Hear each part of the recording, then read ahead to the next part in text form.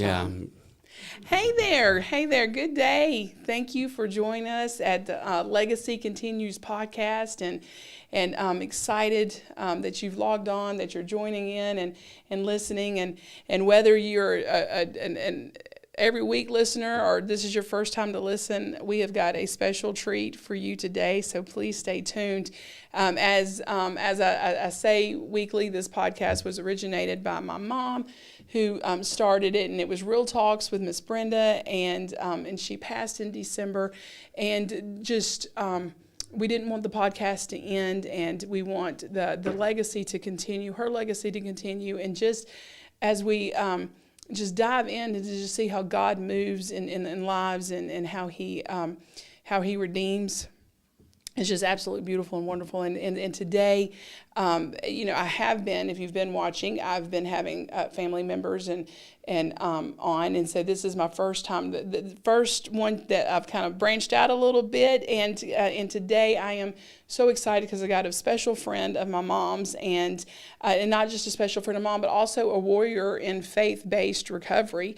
And so like my mom, I'd say these two are kindred spirits when it comes to being warriors and for Jesus.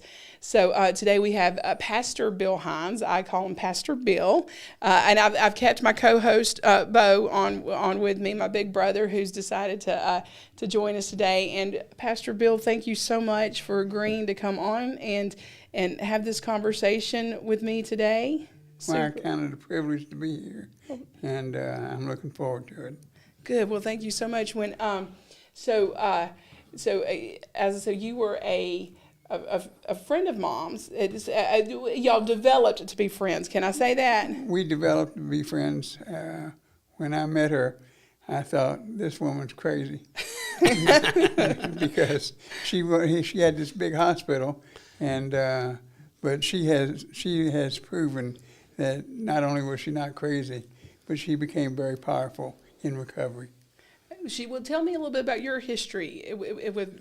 Because you're a warrior there too, and I want to hear, why was Mom crazy but you weren't? Let's talk about. I didn't say I wasn't crazy. It takes one to know one. Okay. Well, I'm an ex-drug addict. Okay. Got saved in 1980, and we went on. The Lord told me that I would be in the ministry. That didn't happen until 1991. But in 1996, we came to Bessemer to formulate the ministry called The Foundry. And it's been an experience. And I can understand and appreciate what Brenda has gone through to get to where the Love Lady Center is, because when you have 500 women, that is an incredible feat.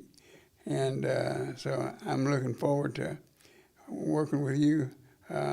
Brenda was a special person who did, like I said, an incredible job.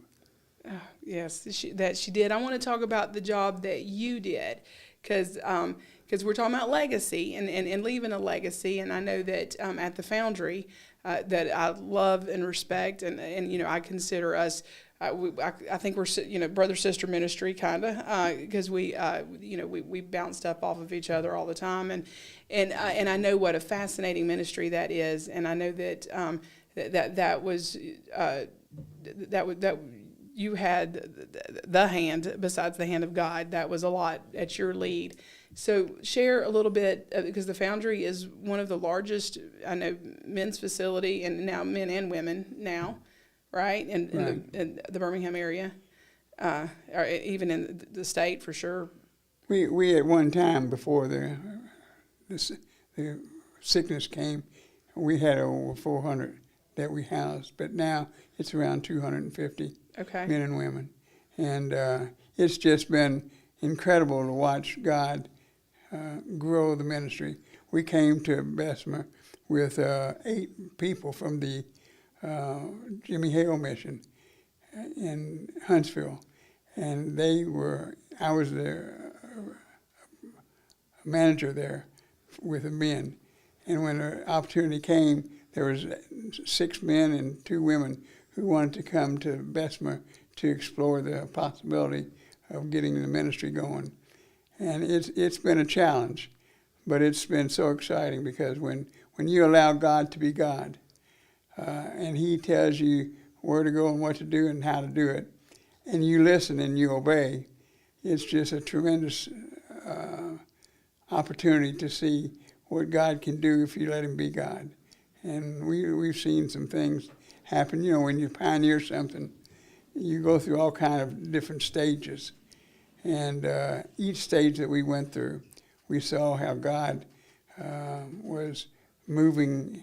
And when I started thinking about retiring, they say you can't be a success unless you bring on a successor. And we had a gentleman by the name of Micah Andrews who was part of the ministry. And the more I got to know Mike, the better off I believed in him. Yeah. And Mike has just been a tremendous benefit. And he's taken the foundry where I couldn't. I'm not an organized person. As a matter of fact, it's a miracle that the foundry is still in business with me being the director. I know. I think it's because we were talking about that with Mom, just because she's not an organized person at all, and that's something that Melinda was able to bring to the table. That well, when I got to Bessemer, I didn't have a Melinda. I had a Michelle. Right. Michelle is my wife, and it's interesting how God puts some people together, because I'm not organized. I don't claim to be organized, and probably never will be organized. But she's the type of person who has got to do everything by the book. So Michelle kept you in line. Oh, let me tell you, when we first got here, we wanted to write a letter to the members of the Bessemer Rescue Mission. And so I wrote a letter, and she said, "Let me see that letter." And when I showed it to her, she said, "Let me tell you something. Don't you ever write a letter without me looking at it. Because I don't care if the I is in the word, but she's got to have not only the I in the word, but it's got to be dotted right above the I." Okay. And so, but she has been a tremendous blessing to the ministry. She's still there working with the ladies, and she's just been far more important for the growth of the ministry than I have, because if you're not organized, you can get in a lot of trouble. Well, that I love that it organized people rarely. I mean, I think because me say they don't know how to do what y'all do. It takes the pioneer spirit. Without the pioneer spirit, it wouldn't be there. So again, all by God's design, He creates the body. Not one person can do it all. That it literally takes the body, and that's to bring Him glory. Would you? Right, absolutely. I can't do either one. Like that. Not organized or the pioneer spirit. But he can fix just about anything, or put anything together, and he's a good. Come up with ideas. Well, it takes all kinds to make a whole, and when you let everybody come and use their gifts, and that's the biggest mistake that a lot of, I think, directors and pastors make, is they don't let people be who they are. They try to tell them who they should be. And when you like Micah Andrews, he has just done a tremendous job being the director of the foundry. And he didn't do it like I did it. But that's okay, because I did it for a certain season to get to a certain level. And I think God and Jesus were talking one day, and they were saying, we want to take the foundry to another level. And they said, we need to replace Pastor Beau. And so that's when we put Micah in charge, and it's been a tremendous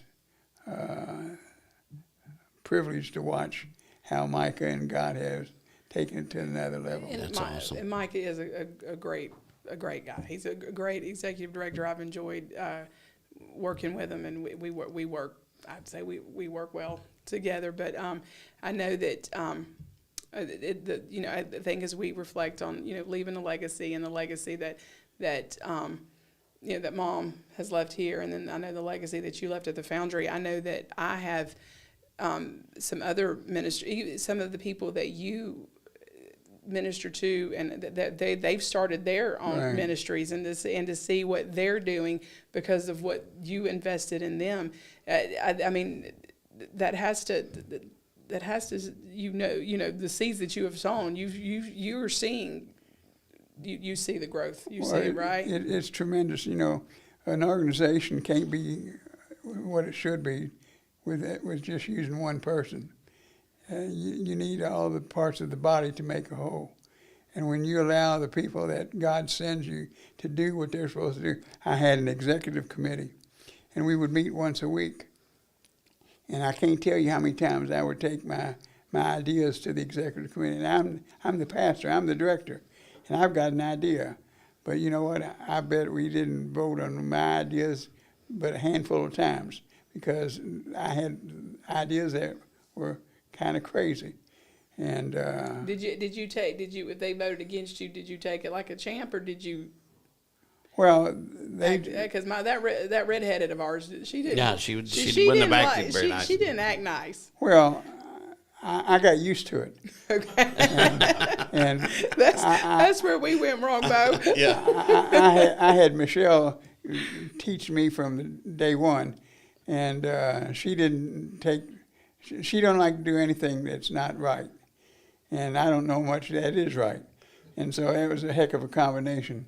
But Mom would say a lot. She says, Melinda won't let me do anything. Yeah, she did. She used you a lot. Yeah, for she that. did. She was like, Melinda won't let me do that. And I really could tell her no. But I think if it weren't for you telling her no, though, she wasn't accepted from she- very many other people. So maybe I was her Michelle.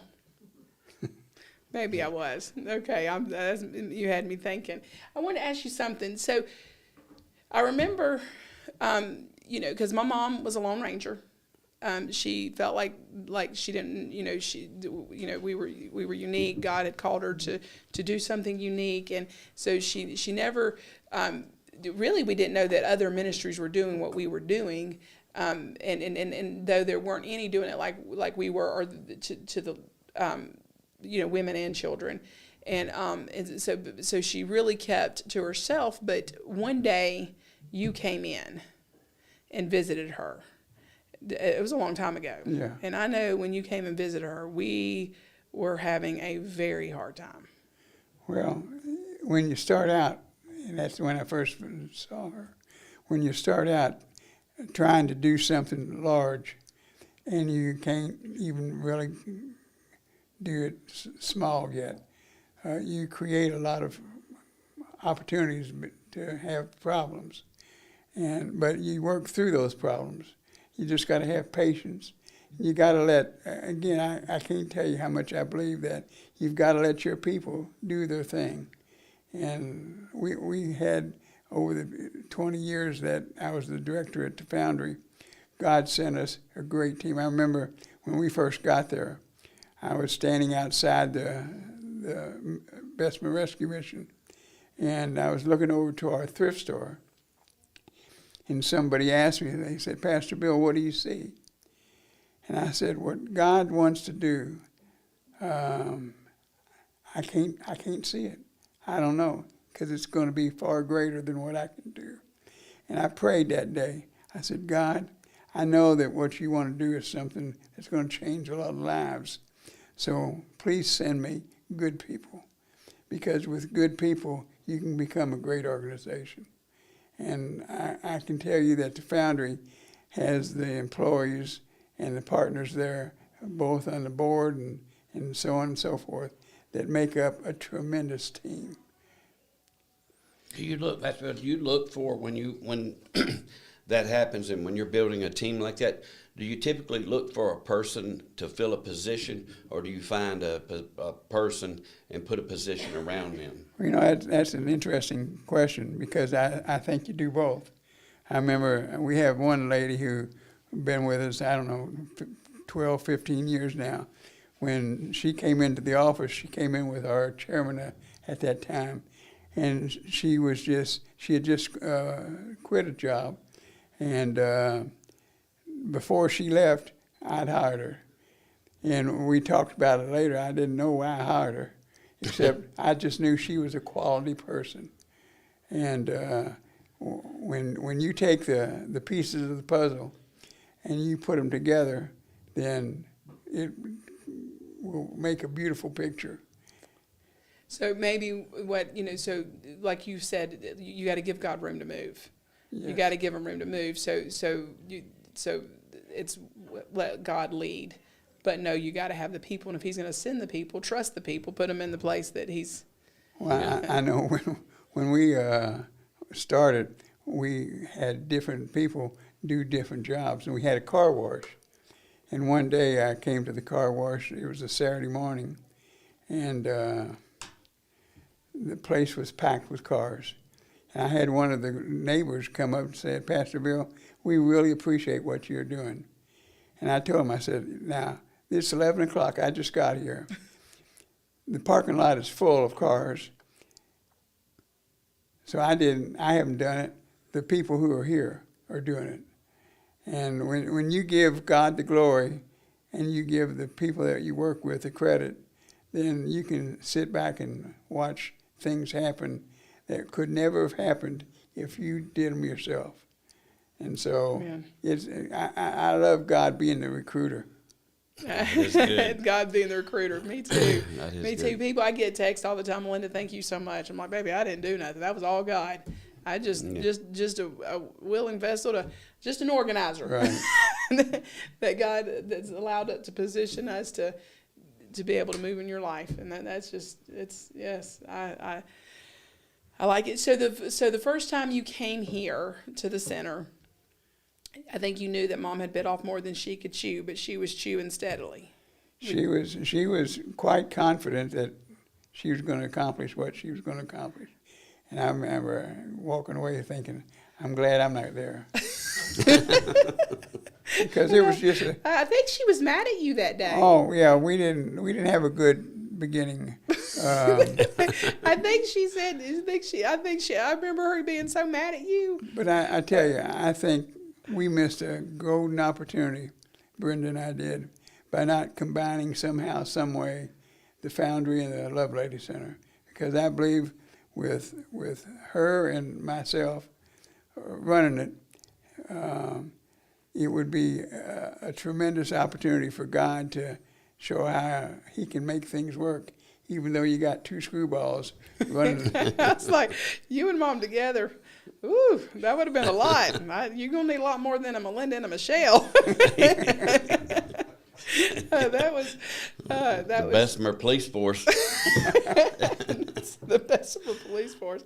That was it. But I loved how, even though I think you knew she bit off more than she could chew, I think you knew that God was in it. Oh yeah. And I think because I remember even though that that left with when you left Mom that day, I think she felt like, because you said you've bitten off more than you can chew, and I told her she was on a ship going down. and you're glad you weren't on it. I think yes. That was probably the fire that she needed. It was a sinking ship, and she was like, "This ship's not gonna sink." Well, nobody's going to start out with a recovery program in a hospital as big as this place is. I mean, this place is huge. It is. You've got over 500 women here, don't you? We do. That's crazy. But it's beautiful. It's beautiful. You know, I get to do the Good Friday. Yes, you get to come here on Good Friday, next Friday. And it's something to be there and watching all these ladies 4 stories up, leaning over the balcony and just filling the place up. And so what God has done and what Brenda has allowed God to do has just become an incredible piece of ministry and work. It is, and I'm so glad that one that you saw that and that you did believe, even though you said it was a sinking ship. I do remember you donating to the sinking ship. Oh yeah. So and I remember Mom's like, he must not think it's really sinking, after y'all donated a little bit. So that was, I just remember even you reaching out and how it was empowering. And I can't thank you enough for that. And then as you and Mom did develop that friendship. And then after she passed and you reaching out to me, and then I remember when we actually went to lunch, and as I sat and listened to you, and just the knowledge and the revelation and the scripture and all these things that you were sharing, I was just like, I could just sit and listen forever. She called me after your lunch and went on and on and on and on, and was actually very emotional about how much it meant to her. Well, she really did.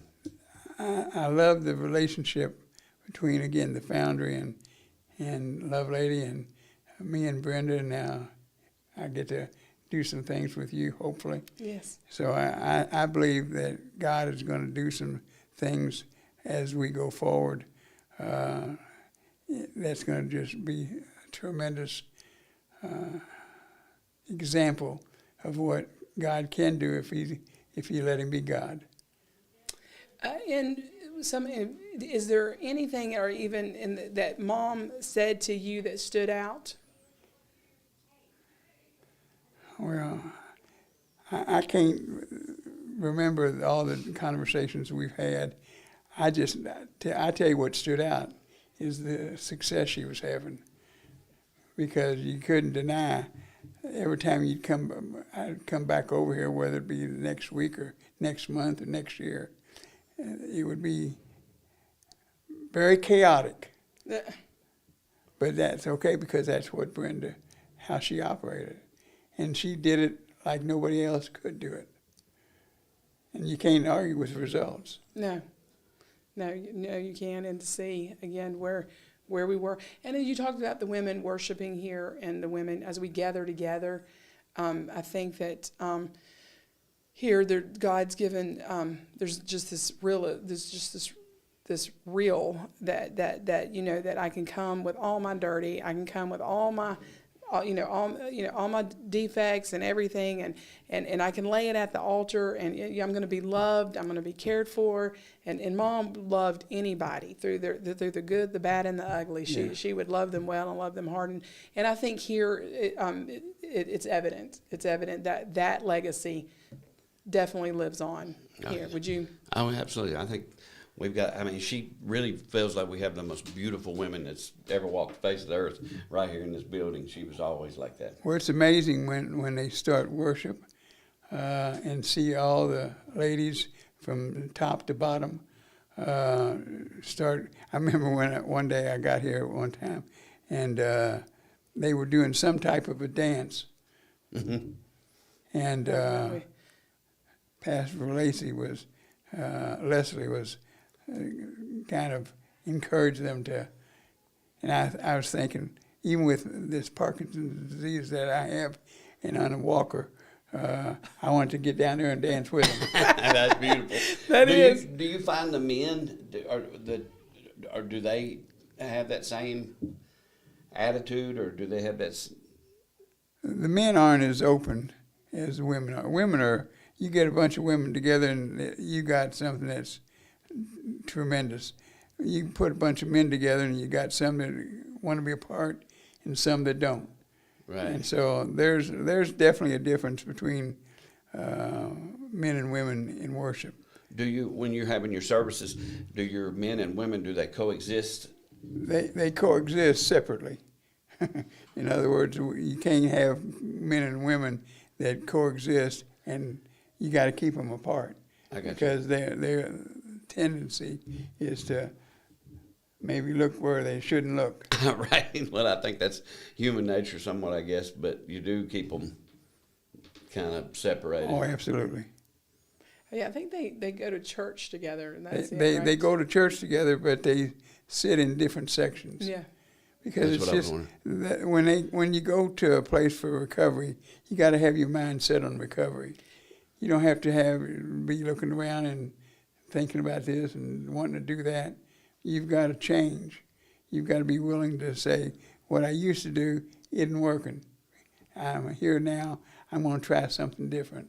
And when you start teaching them good habits, they start getting good results. That's good. Amen. Did Mom ever give you her opinion on having male and female?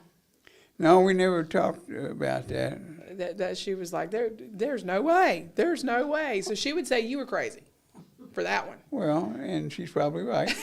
That's what people, ask Mom, she's going to start a men ministry. She goes, no, there's the Foundry. She said, I'm Love Lady.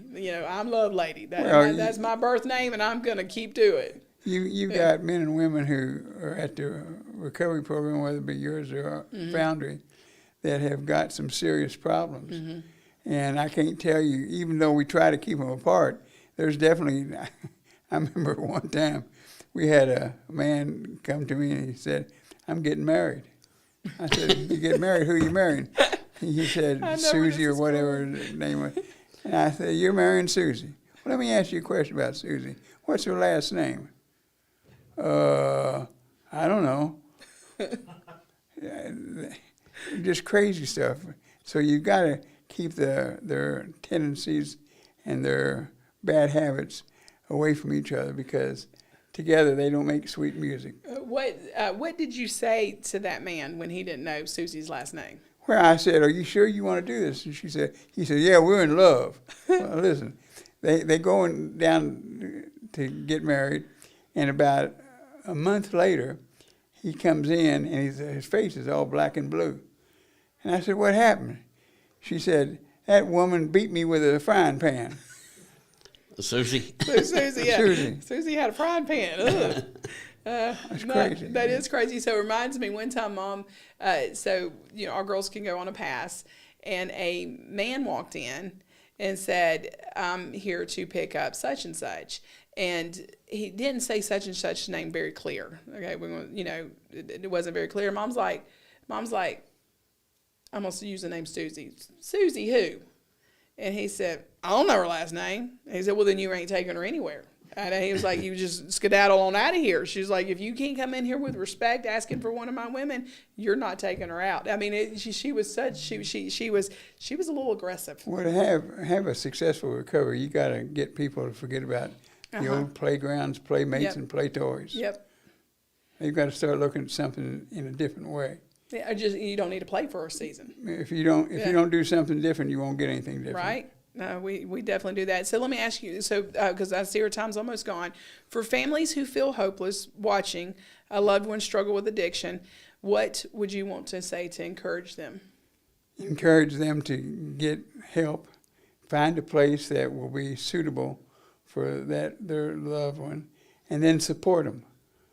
Believe in them, encourage them, pray for them, but make sure that they're there for the right reason. Because if they're not there for the right reason, they won't get the right results. Right. And so you got to, and supporting, it's amazing how families can get separated and how families can get irritated with each other and so on and so forth. But there's got to come a time where the addict is going to show respect to the family, and the family is going to show respect to the addict. That's good. Yeah. Because it's important that they have the backing. Yeah, and you've got to learn not to enable. No. Not to enable, but I definitely agree on the support. And then the person's got to want it. You can't want it for them. You got to want it, and you can't go back to the same way it's been done. And a lot of people go out of recovery and go back home, and one of the biggest problems in addiction is where they lived. And so there's a lot of people who can't go back home. Right. We've got a place called Change Lives, that after they graduate, they can stay there up to 2 years. One thing with us, I would say probably 70 to 80% of our graduates stay and look for outside, and we look for put them in one of our communities, local communities here.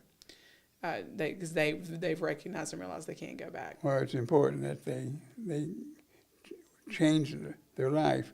They've got to change, again, where they've gone, what they've done, who they've done it with. Yeah. Because if nothing changes, nothing changes. That's where the aftercare comes in. Yeah, for sure. Well, I see that our time is gone.